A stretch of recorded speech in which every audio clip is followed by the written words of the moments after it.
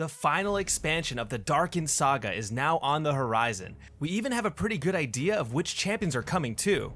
Since this is the end of the Darkened Saga, who better than the world ender, Aatrox?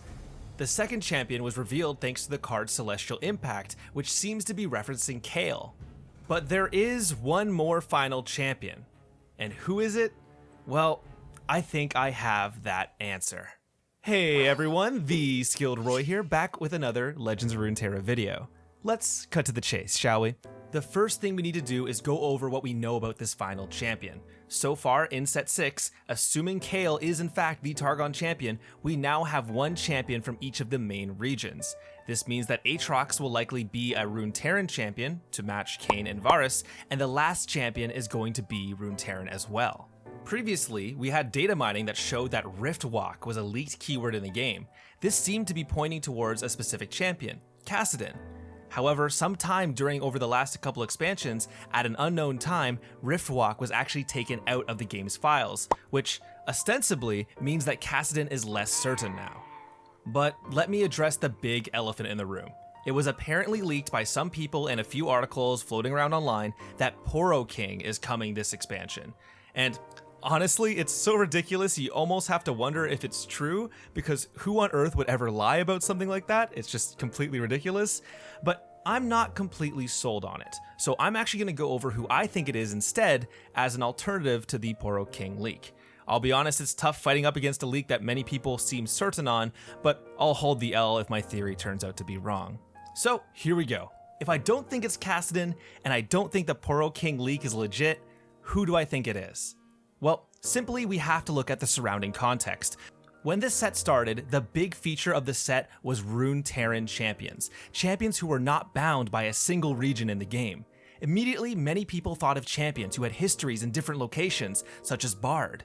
Of course, they also put a focus on some Ionian champions becoming Runeterran so that they could effectively release multiple Ionian champions at the same time, as they have the most champions in the game. Releasing them as Runeterrans would help alleviate things as more regions run out of champions and Ionia becomes the only place left. So therefore, it stands to reason that our final champion, who we know is going to be Runeterran, is either going to be a champion with history all over Runeterra, or another Ionian.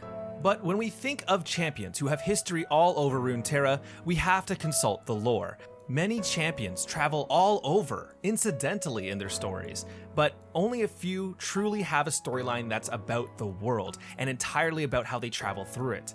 When you think of champions who are not bound to a region, the first two you think of are Bard and Ryze. Now Ryze is truly iconic. As one of the original faces of League of Legends, he was always going to be one of the first choices when it comes to Runeterran champions.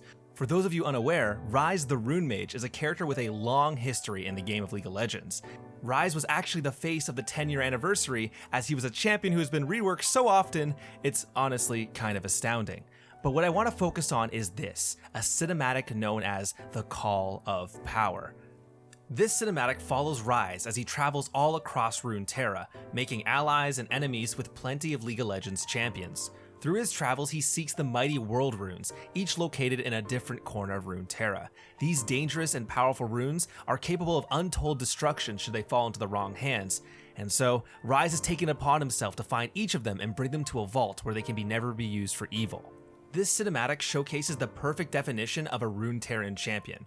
Ryze is battling alongside MF in Bilgewater, Nasus in Shurima, and even comes face to face with Trundle in the Freljord.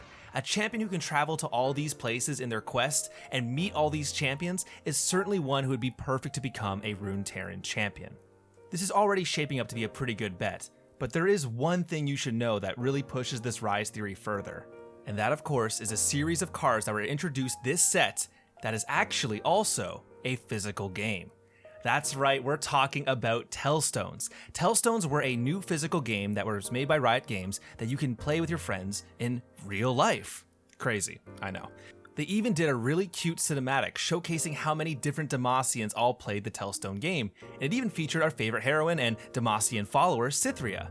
Now, as you probably know, Tellstones are not only in Demacia. Tellstones as a game is actually a memory game with a bunch of different variants and rules all across Runeterra. Demacian Tellstones play differently than Noxian or Ionian Tellstones, and that's probably why they all make different types of spells.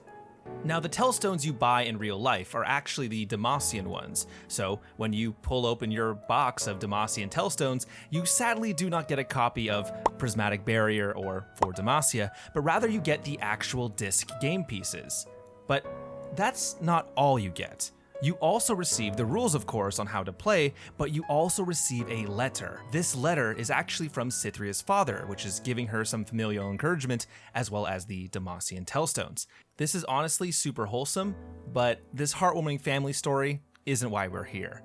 Fellow YouTuber Nikrik actually covered this on his channel, but there's actually a secret discoverable hidden message in this letter. By turning over the letter, you can actually make out this message with a black light. Allow me to read it. Tyrus used to hide secrets in plain sight. He once asked me, how often do people examine the mundane objects around them for deeper meaning? No one seems to know the origins of Tellstones, yet I see it everywhere across Runeterra, even in Demacia. Who first played this game? How did it spread so far? If it's existed for centuries, why can't I remember it? No, wrong question. Think. Is this a puzzle then? If so, I'll need all the pieces. Bilgewater. I'll head for Bilgewater. This quote seems to put a lot of emphasis on the Tellstones and their apparent mystery. But who is the one who wrote this? Well, there's very few who'd even remember this Tyrus, because Tyrus was alive hundreds of years ago, and that is actually none other than Ryze's former master and mentor, and the one who was formerly helping guard the runes. This means that this message was written by Ryze, and he's explicitly investigating the Tellstones last we heard from him, and now he's going to Bilgewater, perhaps to even get the Bilgewater Tellstones. So right here, we have a champion who perfectly fits the Runeterran label of being someone who exists outside of all the regions, someone who has traveled all over Runeterra, meeting tons of people, someone who has a direct link to the Tellstones, and the Tellstones were only recently introduced in this Legends of Runeterra set. Well, I think we know who the final champion is.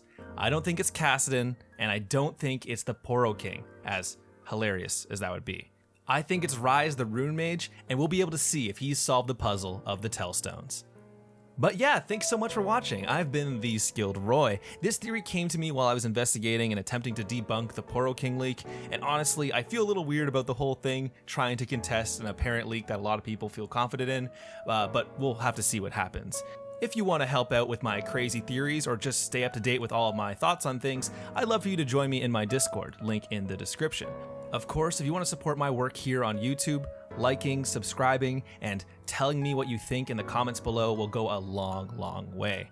Otherwise, that's about it for me. Thank you everyone so much for watching. I will see you all next time. Peace out.